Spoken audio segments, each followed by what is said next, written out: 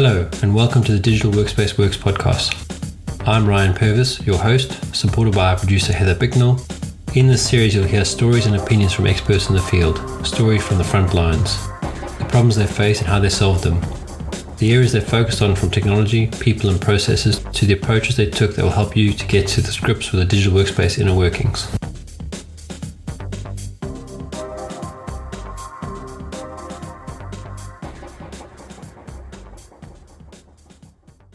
This is very fancy. Cool.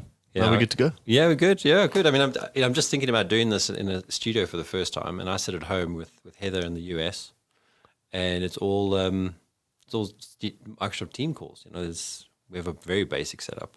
Well, I mean, that is the essence of what you do, right? So you're suggesting you can. I like it, like I said, for one reason only. It takes away the work. I'm the guy that, like, is there a blockage in the drain? Call a guy. Like, I don't want to do it myself. Which is what was the name of that guy's book? Oh man, if you don't measure, you can't manage it. What's his name? Paul Drucker. Oh yeah, Peter Drucker. Yeah, he wrote the most efficient executive. And he said, I've not read that. Oh, that's worth reading. Okay, cool. There's a part there which says you've got to work out your cost. Yes. And if it's cheaper for someone else to do it, yes, them to do it. Yeah. And you focus on what's your potential or whatever it is. So I know that to be true theoretically, but I'll make up the time by like sitting on the couch watching a movie. Or so you got to actually you got to cash in the you got to cash in the cost. Hey? Yeah, well, that's the trick. Yeah, because you save that time and then you go, oh, it's a new series of Discovery on Netflix. Yes. Let's just pump that out in 7 hours. Which is probably not the best use of that time. Yeah. No, exactly. Well, welcome to the Digital Workspace Works podcast. Do you want to give us a quick introduction to yourself so we've got it for our episode? Yeah, geez, Ryan, thanks for the opportunity to be on the show. I used to run an agency called Cerebra, which focused on helping big corporate brands navigate what was then the emerging world of social media, both from a engagement and marketing perspective, and then also from an internal communication and collaboration perspective.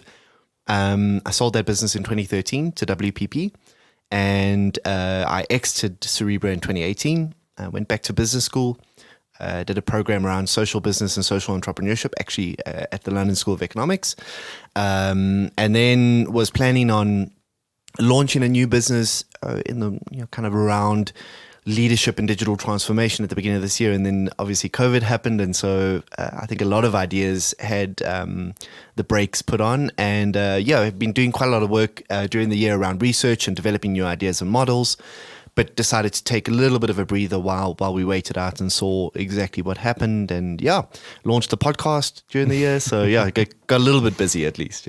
Yeah, no, I mean, I've enjoyed your podcast. I've enjoyed some of your guests as well, because they are, I don't want to say different, because they are, I mean, that sounds stupid, but the topics you talk about cover so many varying things and things that I think about a lot, but I haven't found a source that feeds me that information. So I've quite enjoyed your guests, and especially your most recent one, the CEO internship, I think it was something like that. You had like a school for or educating people, the CEOs to. Yes, absolutely. Yeah. So that was Rowan. Yes. So I mean, my problem actually, which I think you're complimenting, so I'll take it. But my problem is that I have too broad a range of interests. Yep.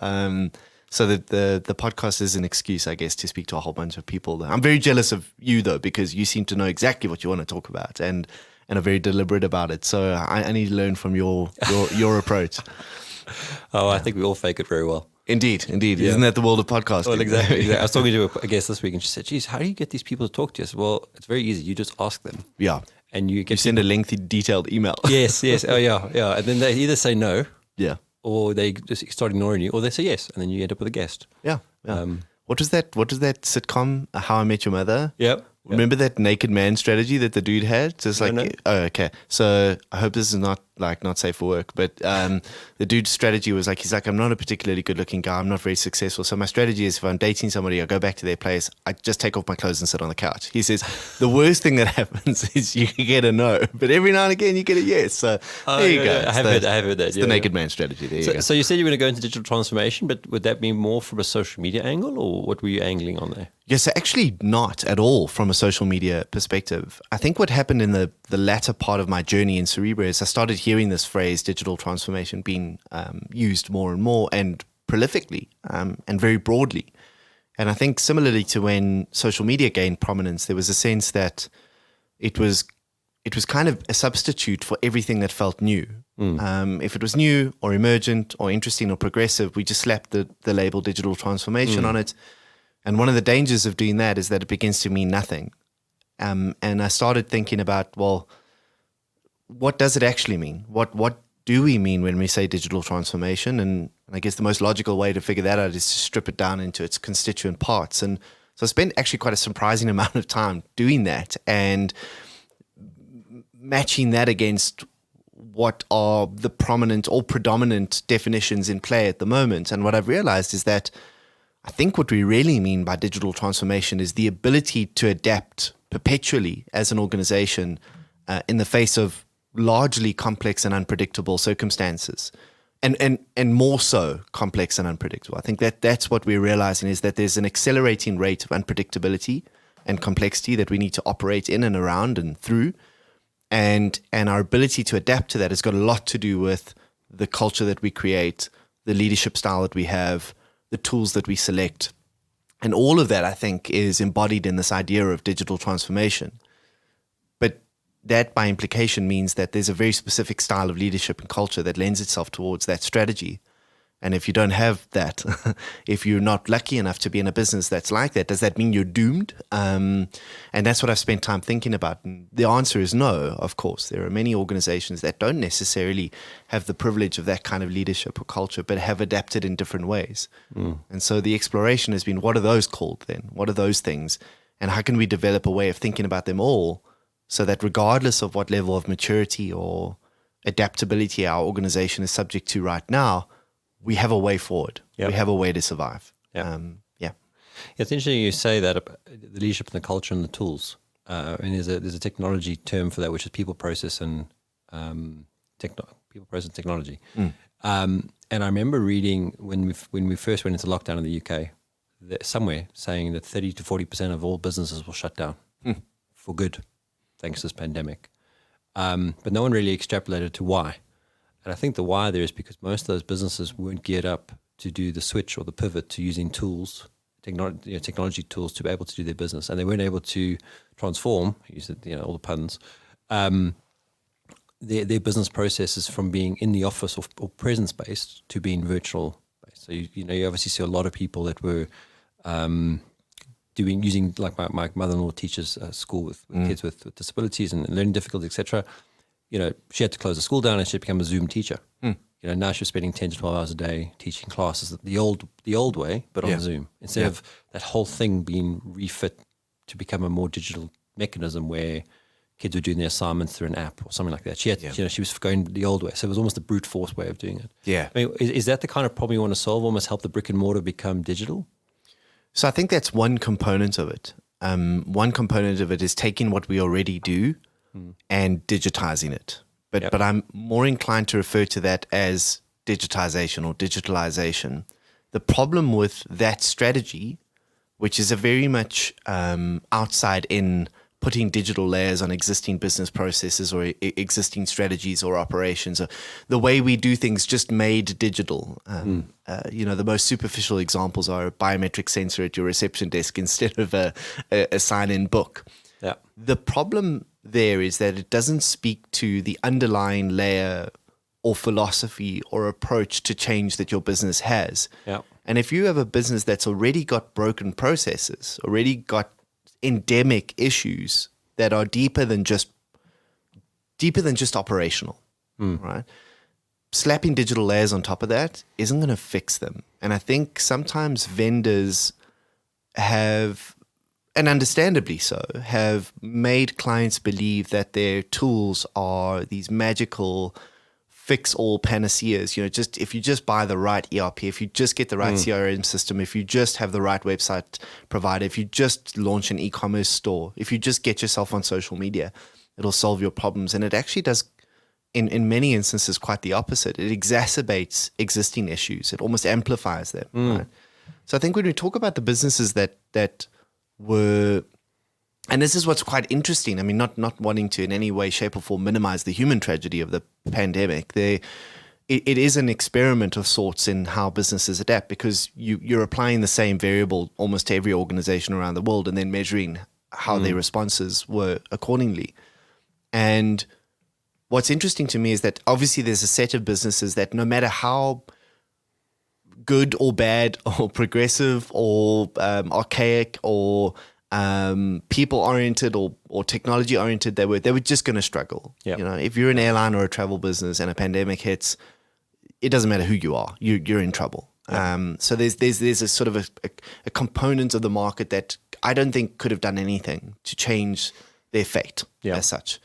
But then there's two other very interesting groups. There's organizations that were expected to adapt well, had all the tools in place to adapt well, should have by rights been able to take advantage of changing customer behavior or a changing circumstance or a digitization of engagement or whatever, and struggled, really did badly. Yeah. And then there was another group who should have done badly, but they did really well. And almost inevitably, when you look at the common denominators between those two, what is common between organizations that were well positioned and did badly and organizations that were poorly positioned and did really well? The common denominator seems to be leadership oriented. It's about the attitude that the most influential and most powerful people in that organization had towards the changing circumstance. And that's what I'm really interested in. I'm trying to, that for me is not a feeling. It's not it's a specific type of person or person. There's something very real that's happening there, very practical and very deliberate, that I think is worth us understanding, because it takes the conversation a little bit away from the technology and the tools and into those things are enablers. But if you don't have the right circumstance to deploy them, they're almost always going to fail. Yeah. You're spot on. I mean, I've sat on the technology side for a long time, trying to bring it into business to solve problems. And I mean, as you were talking, I was thinking of examples of my career, my failures, as I like to call them, where we've brought in technology to solve a problem, but we've done is make them fail faster. And more expensively. Yeah. I was thinking about some marketing processes that we automated. The tooling actually wasn't the problem. It was, we took their process, but no one actually said, is this process actually the right process? Yeah. If you look at, and if you ever read the book, The Goal, it's one of my favorite ones to always sort of throw people to read. Yeah. He gave an example in the book, and it's a fictional book. So he's written a story about a plant manager running a factory. Got you. And this guy's running a factory, and he's got 3 months to keep it going. Otherwise, the big corporate's going to shut it down. Mm-hmm. And he meets his sort of old school teacher, whatever, who helps him out. And one of the examples he gives him is that sometimes the sequence of the process is the problem. And he's taking his kid away on a scout trip. And he realizes while they're walking up this long hill that the problem is they've got the fat guy at the back because he's the slowest, and the fast guy at the front. He can't keep everyone together. In order to keep them all together, he puts the fat guy in front. Yes. Now, if you bring that into software development or something like that, you've got to find the things that are creating your biggest dependencies and the most and need the most focused, and put those, solve for that first. Solve them with everything trailing behind that, because that'll give you your sort of momentum. Because often what happens is everyone leaves something to the end, which will usually be something like testing or integration work or whatever it is, because those are the harder things to do. Yes. And I think that's, if you look at the pandemic, in some senses, is almost the problem in the leadership there. Is someone's made the decision to sort of stick to the easy path or the way they've done things before, where they're comfortable, and not really look at, well, the game's all changed now. We've got to make some tough decisions, and maybe throw some things away. And I mean that in the nicest way, because it's most probably people. In order to pivot the business, to keep the business going, because if we keep the business going, then we keep it available for when things get better, to bring those people back or scale the business appropriately in a new channel. And I think that's your people that were going to fail, that turned it around and actually made a bigger business. I think those are the kind of mentalities that fueled that. Yeah, certainly. But I think the part of that thinking that we don't talk about enough, and I think you've alluded to it there, but I've had a lot of fun articulating this and then testing it with different audiences, is I think it's got a lot to do with that leader, he or she, their time frame for value creation. So what I mean by that is, if all you're interested in is maximizing value in the next year, the decisions that you make are going to be hugely biased towards the short term, and towards your own, or whoever it is that you're trying to make that money for, create that value for in the short term, that gain, right? If your time frame for value creation is 10 years, obviously your problems become immeasurably more difficult to solve because of the unpredictable variables in that mix. But this paradox of there's not a well-meaning, sensible corporate leader out there that would admit that they're only interested in value creation in the next 6 or 3 months. They'll all talk about wanting to sustain their organizations forever and create value for communities, and wanting to be as inclusive and customer and human centric as possible. These are all the words that we use, but in truth, if we're honest, there's quite a big gap between what we say we want to be in terms of an organization and how we measure our ability to do that.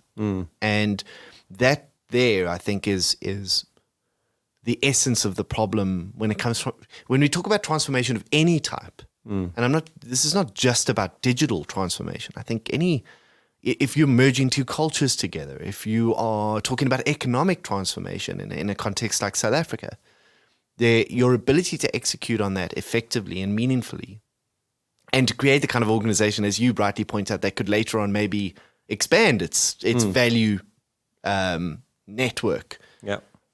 You have to take a long view. Yeah.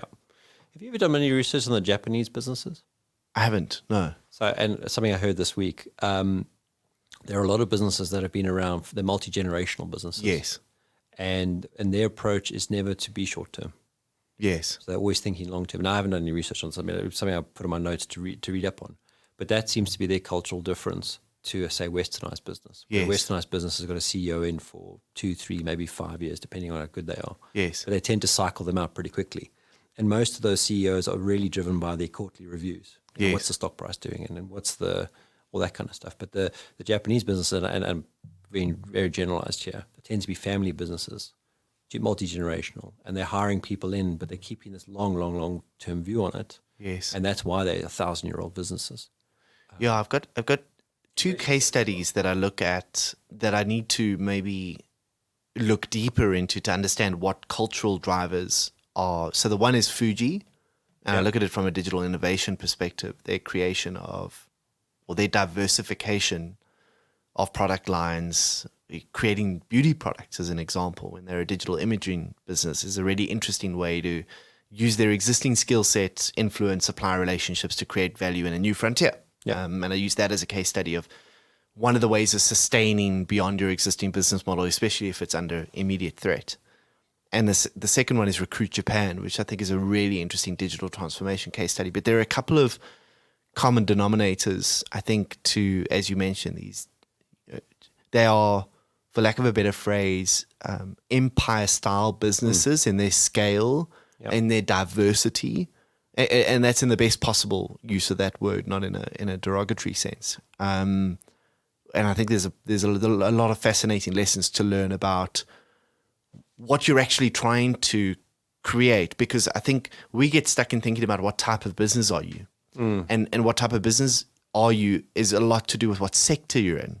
Yeah, and I don't get the sense that they're thinking about being a technology business, even, or being a manufacturing or retail or FMCG business. It's more about what type of organization are you, and the product or the offering is almost secondary or even tertiary to that.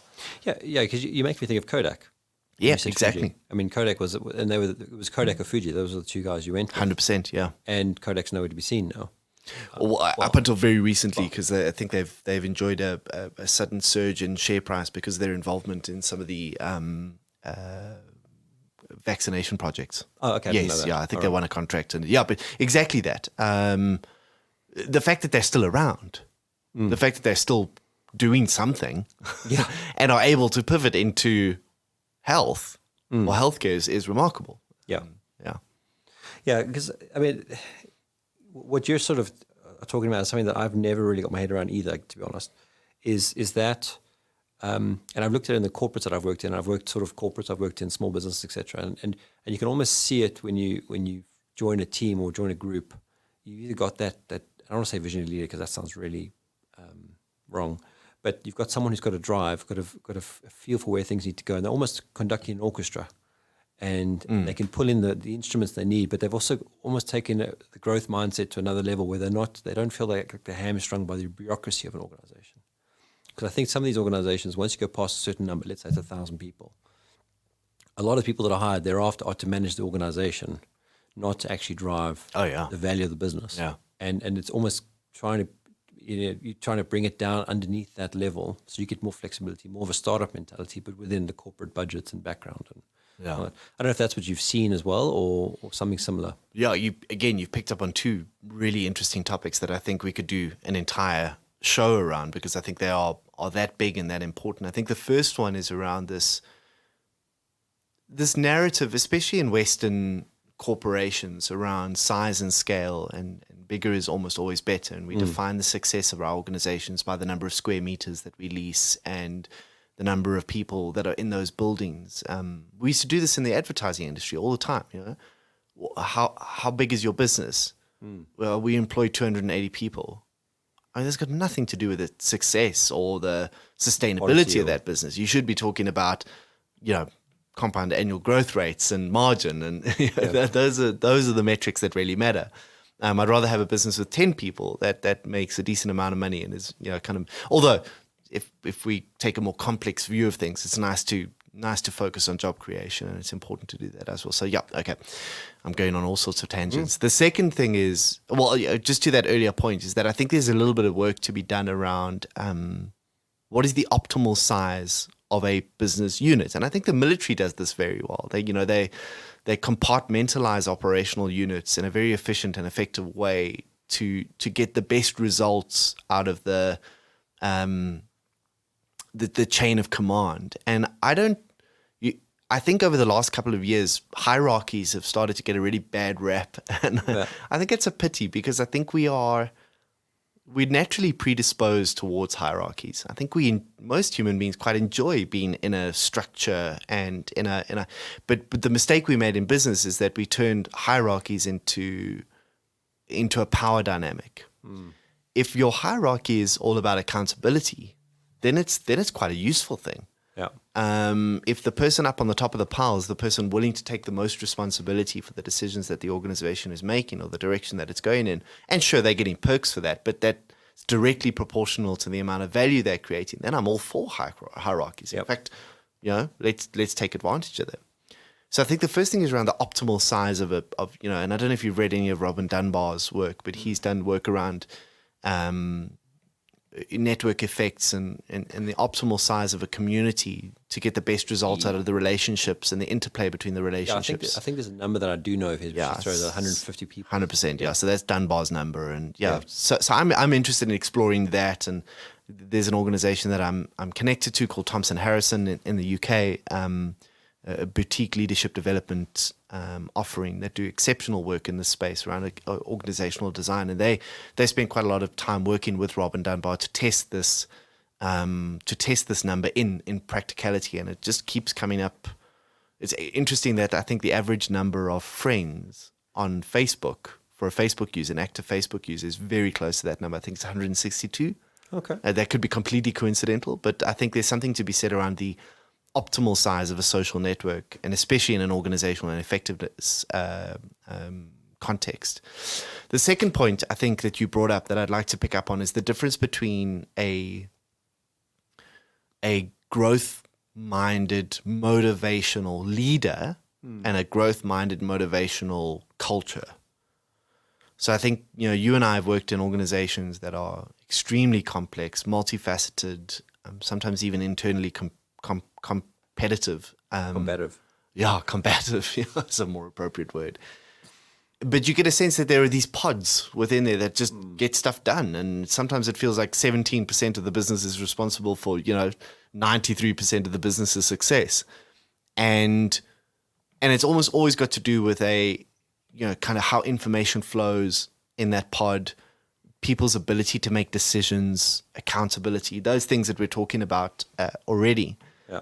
And that's got to do with the kind of, and this is the thing that I think we don't talk about enough when it comes to leadership in the corporate context. It's not necessarily about being an extraordinary figurehead. If we look at somebody like, let me think of a good example here.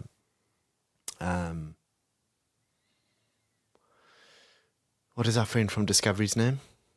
Adrian Gore. Adrian Gore.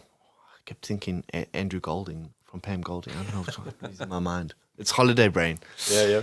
Adrian Gore, I think, is an exceptional figurehead, but he's also done a very good job of inculcating a culture of shared value. Can you explain inculcating, please? Yeah, I don't know what that means.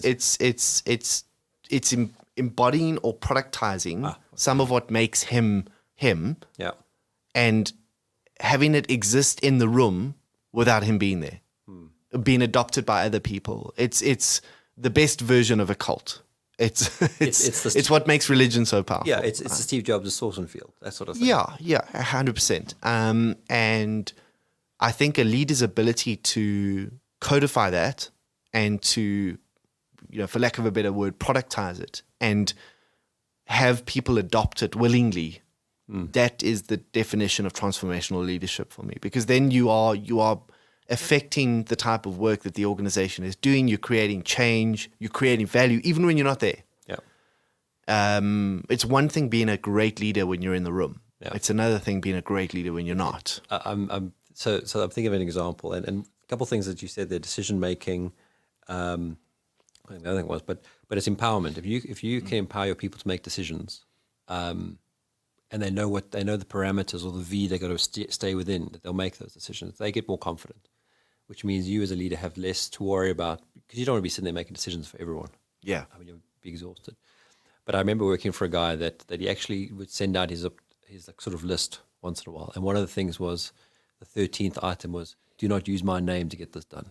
And if you can do all the other things, then that because what became a problem is that his name would be used as a way to get something done.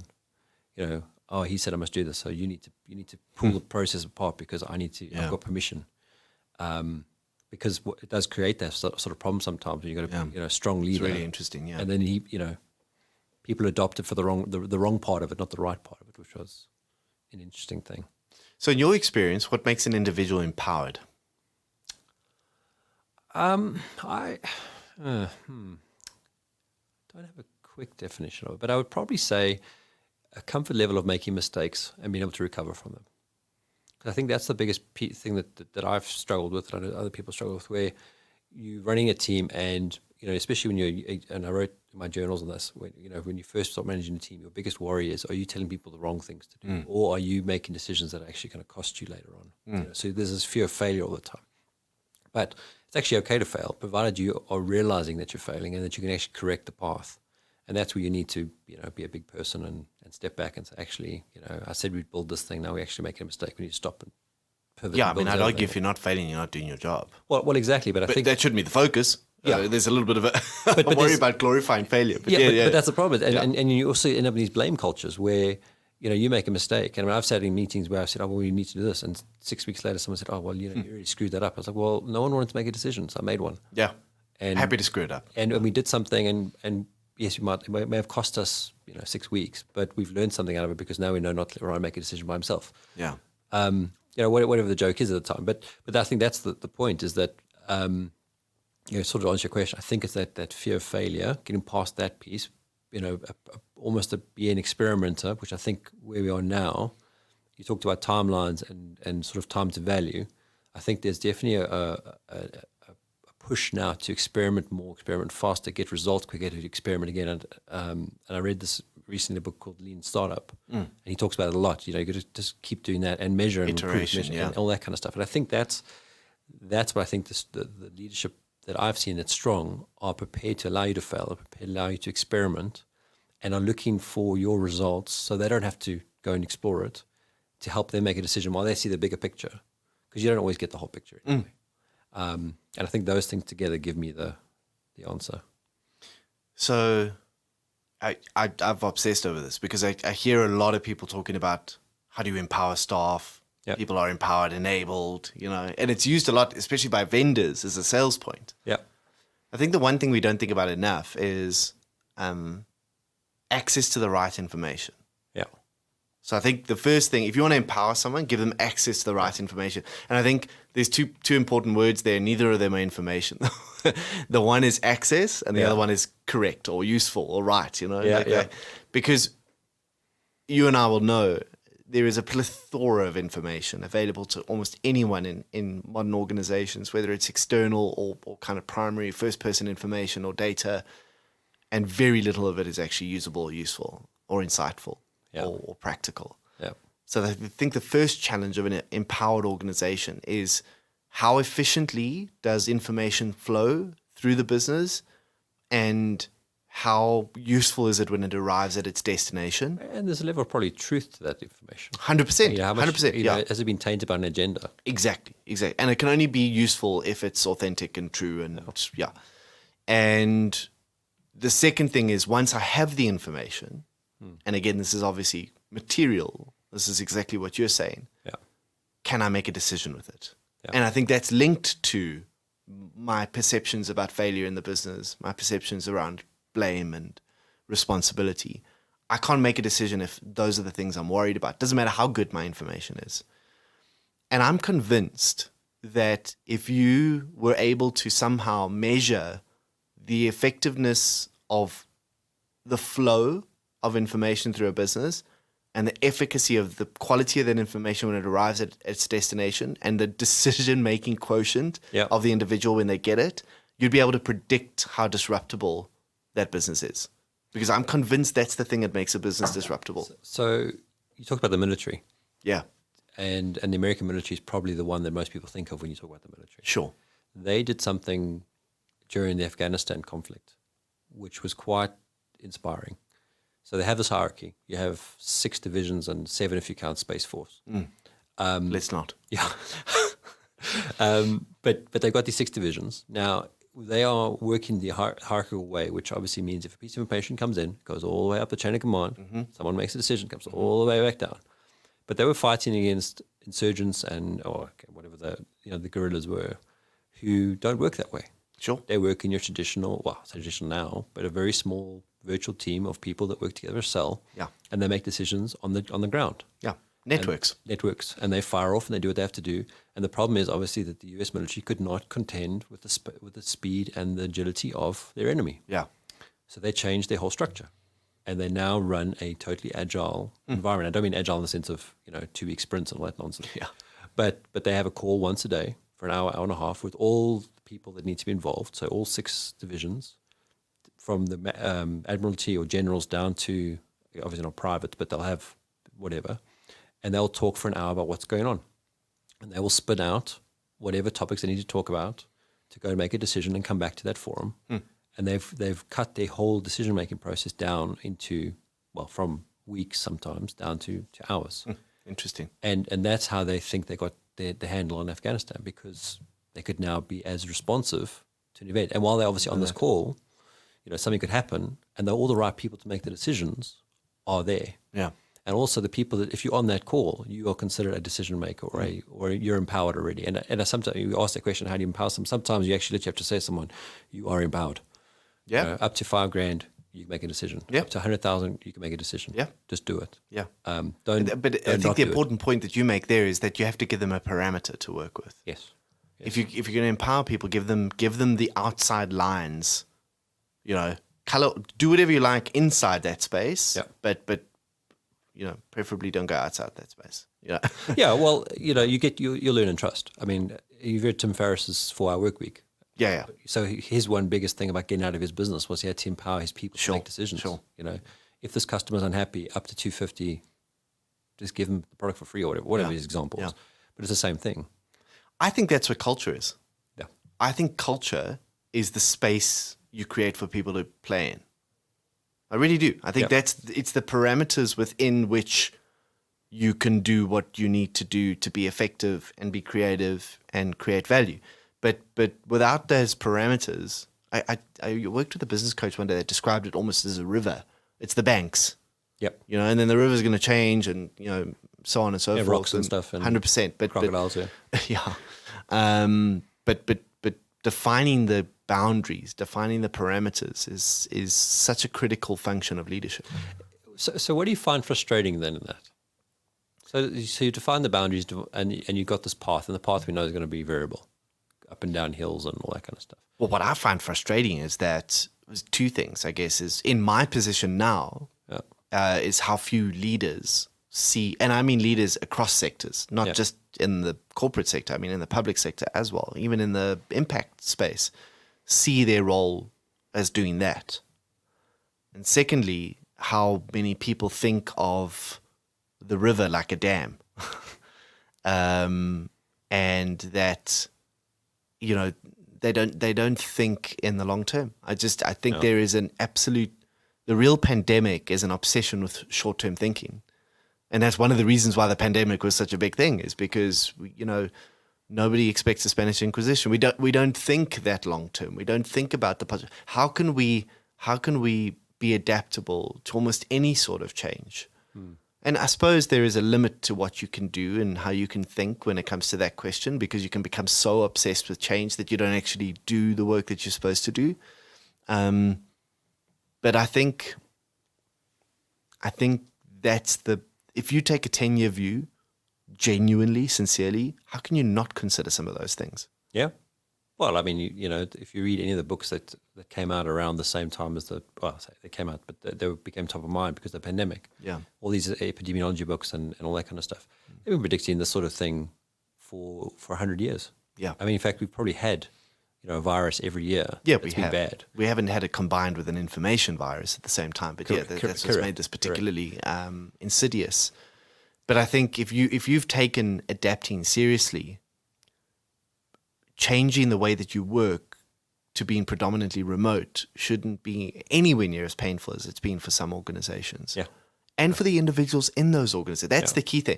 It's not painful. Very few organizations struggle with remote work. Yeah. It's the individuals that have suddenly got to adapt to an environment that they're not used to working in, to a way of working that they're not accustomed to tools that they haven't been exposed to or taught, or those are the people that have really struggled. And we talk about the business processes that don't work either. You know, your physical presence to do something. Yeah. This process should have been changed. It should always be a virtual process. Sudden reminder that maybe you don't need a meeting for all of those things. Yeah. Well, yeah. Certainly not an hour-long one. Yeah. To expand on your dam piece, I mean, my frustration is when people think of it as a pond or a puddle, and they don't realize that they're actually in the middle of rapids. And that they're not willing to push the boundaries that they're given, because I think there's also a level of contention you need to have where, and maybe this is where ambition comes in, where someone says, well, you know, you've given me responsibility for this stuff, but if you gave me responsibility for that stuff too, and they come together, I can do more with it. Whereas I think a lot of people are quite happy that they put in their little box and they sit in their box, and you need to sort of push their box along with you or pull them along. Look, in a big enough organization, I think you're going to have those types of people. And I think it's important for us to recognize that there are some people who want to work that way, who want to work in quite small, defined parameters, and they want to be extremely effective in those parameters, and that's the way they create value. And I think that's got to be all right. I've learned that there are some types of people that are fueled by tenacity and fueled by ambition, and others that find those spaces in other parts of their lives and would rather at work do the work that they've been paid to do in the time that they've been paid to do it, and then go. And that's okay, especially in big organizations. Yeah. It's different in a sort of very competitive startup, Silicon Valley type environment. Of course, you're going to have less of those types of characters. They're not going to survive in that environment. But I think in the rest of the world, normal business, there are going to be a lot of people who are just like that, and I think it's okay. I think we need to make provision for that. What I think you're saying is that when you've given people permission to do that and they don't, something else is going on. That's a sure sign that there is something culturally devoid, something venomous in the system that is stopping people from taking that step. And I realized in Cerebra, I mean, one of our fundamental habits, we called them habits, our values, was to take initiative. We were the kind of business that really rewarded it, until I realized that I was subconsciously stopping that from happening because I was rewarding only certain types of initiative that suited my agenda and ignoring types of initiative that were still important, but that I wasn't recognizing as being as important. So I was actually the insidious factor there. My biases towards certain types of initiative were the problem. And I had to learn how to redefine what we meant by initiative in order to reward all types of tenacity. And yeah, so I mean, if people aren't then being tenacious and aren't taking initiative, there's something else in the system that might be broken. But I think you make another point that I want to expand on your point, because I think that there's you talk about small ponds and small spaces. I think a lot of leaders have realized through the pandemic, and I mean leaders of big organizations, that they can't think of their businesses as closed systems. Yeah. They've got to take a far more systemic view of things, and that means acknowledging that there are many more communities, individuals, patterns that are impacted by the work that you do and the decisions that you make. And that, again, makes it immeasurably harder to be a leader. But I think the type of leadership that gets that is the type of leadership that's creating really valuable organizations. So when you mean that, I mean, in my head, I'm thinking about, Microsoft, who, when Satya Nadella took over, went from being a tower-based, company. Mm-hmm. We do Microsoft products, and our partners do the extensions, but we're our own thing. To become an interchange company where they now integrate with everyone. They're running Linux on the desktop, and all the things they would never touch ever, under Ballman or under Gates. Now they are part of everything. They integrate into everything. Well, that's their play. Is that what you mean, or do you mean something? I certainly think that's part of it. But I think also it's got to do with, I think you make certain types of decisions when you believe that your business lives or succeeds and fails depending exclusively on what happens inside its four walls. Yeah. And I just don't think you can afford to do that anymore. I think the customer's changing so much. I think the political and socio-political environment changes so much. Culture is a massive factor. If you don't think of your business in terms of the system that it operates in and the different levers that are key to that, you're handicapping yourself immediately. So there's a certain amount of literacy that I think modern leaders must have when it comes to those systems and those different dependencies and the world around us. And I mean, can you think about a modern corporation without thinking about climate change, not from a compliance perspective, but from an actual, this is one of the factors we have to think about when it comes to creating value over the next 5 to 10 years? I imagine it's something you have to at least have a foundational level of literacy in. Yeah. Well, I was listening to the guy he's a transgender, so is it a lady or guy? I can't remember what he referred to himself as, who started Sirius XM, which is the satellite company, and he said every business that we take on has got to be carbon neutral. And in fact, he built some building that's magnificent, it's huge, is the biggest building that's been, because carbon neutral, in fact, is carbon, it gives back into the environment now. Oh, wow. So there's solar panels everywhere and all that kind of stuff. Carbon negative, yeah. Yeah, carbon, I was going to say it's a positive negative, but yeah, exactly. And that's almost the mentality you need to have for some of these big corporates. And some of these corporates have been avoiding the problem for so long. Yeah. And they've been trying to buy it with easier solutions. Do they go and pay for, trade someone else's credits for their own damage that they're causing, almost like to make it feel better, as opposed to actually solving the problem. There's a great quote, an Irish poet, whose name I've forgotten as well, David White, who I saw speaking at a leadership conference actually one day, but he was speaking about conversation. He said the conversations that we don't want to have land up having us, right? You could apply the same sort of thinking to this, where you go, the system change that we don't want to think about eventually impacts on us one way or another. You're either prepared for it or you're not. But there's just so much happening in the world around us that we can't afford really not to think about it. I mean, one of the business projects that I'm involved in at the moment is a social media crisis reputation business. And it exists specifically because of this problem.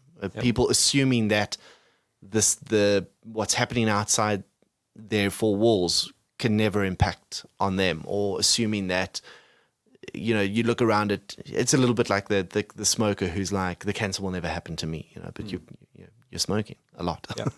Well, I mean, it's the same as a lot of these businesses that I've worked in, where they said, we don't let you work from home, or you work from home on the extreme occasion, plumbers coming or whatever it is.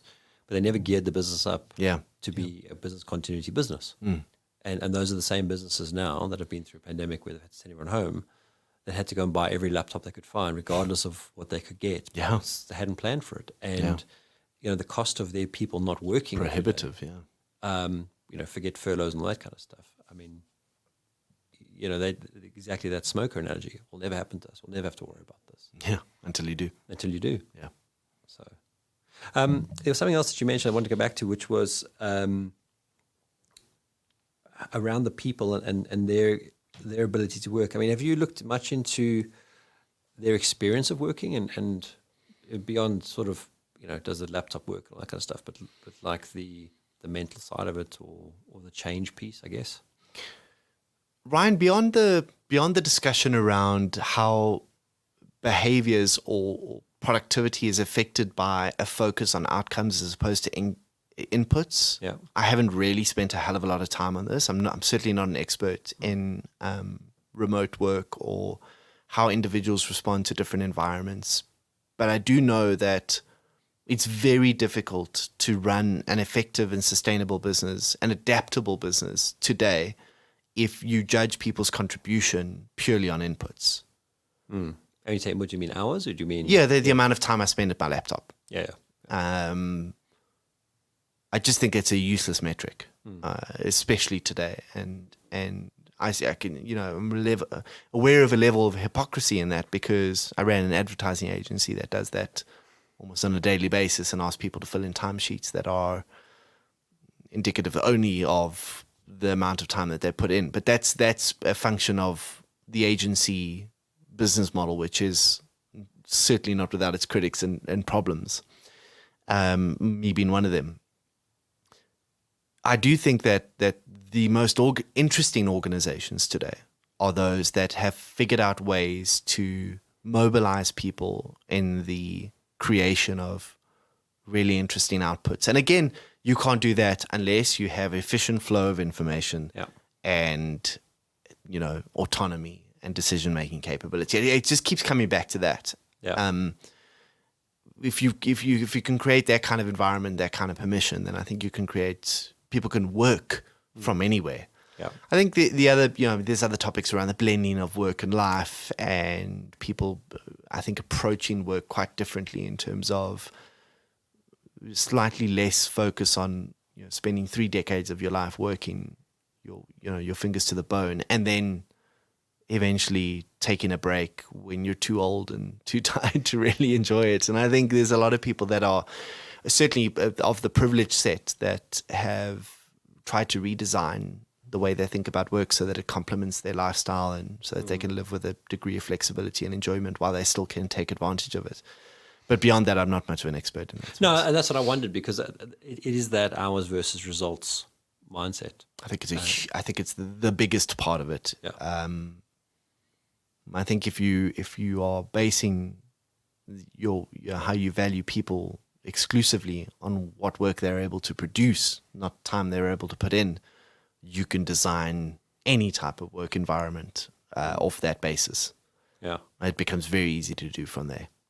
Yeah, it's almost going to the integrated working concept, which you can go and see your kids at school and you can still do the work you need to put out. I think the challenge obviously is, if we're working remotely or flexibly, is these calls we have I don't know if you sit in calls all day, but a lot of my friends do, and you spend your whole day on the phone and you actually haven't done any work yet because you having meetings for meetings and meetings. Again, which is not unlike the typical working day. Yeah.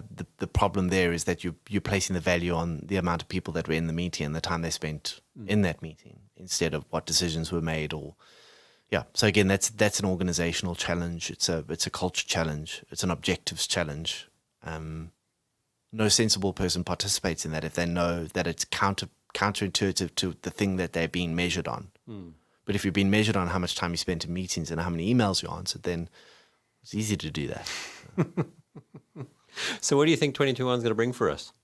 I am reluctant to make any predictions about anything ever again. 2020 taught me never to do that. I think Spurs will hopefully finish in the top 6 of the Premier League table. Beyond that, I haven't got a clue. I don't know. I think it'll bring a lot of changed attitudes towards work, both from the perspective of the employer and the employee. I think it's got some exciting, fast-tracked technology opportunities. I think we've jumped ahead 3 or 4 years in our understanding of what's possible with these technologies, and that I think we'll see a nice big movement towards some consolidation in that space, and maybe even a new disruptor in the workplace collaboration space. But yeah, I'm excited to get past 2020 and see what's possible next year. Hopefully less pandemics. Yeah. Well, I mean, at least down here in the south, it seems to be a bit easier.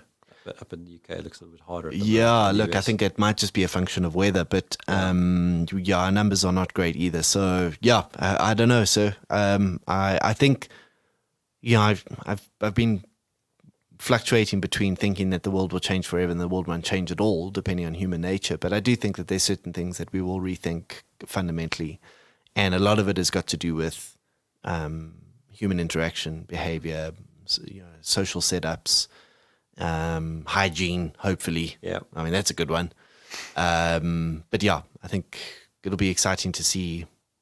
And I'm cautiously optimistic that 2021 will be better, but I've learned to now temper my expectations. But it feels like it's getting better than something else happening. Indeed. Great. Where can people get hold of you if they want to get in contact? Yeah, I'm pasted all over the internet. Easiest place is mikestopforth.com, but I'm also on LinkedIn at Mike Stopforth, on Twitter at Mike Stopforth, and most easily contacted through those channels. And no longer on Facebook. No longer on Facebook. But that's another story entirely. How's that experiment gone for you? I haven't felt a thing. Good. Yeah. Oh, that's exactly what it is. Yeah. Cool. Super. Well, thank you very much. Thank you, Ryan. Thanks for the opportunity. Pleasure. Thank you for listening to today's episode. Heather Bicknell is our producer and editor. Thank you, Heather, for your hard work on this episode. Please subscribe to the series and rate us on iTunes or the Google Play Store. Follow us on Twitter at the DWW Podcast. The show notes and transcripts will be available on the website, www.digitalworkspace.works. Please also visit our website, www.digitalworkspace.works, and subscribe to our newsletter. And lastly, if you found this episode useful, please share with your friends or colleagues.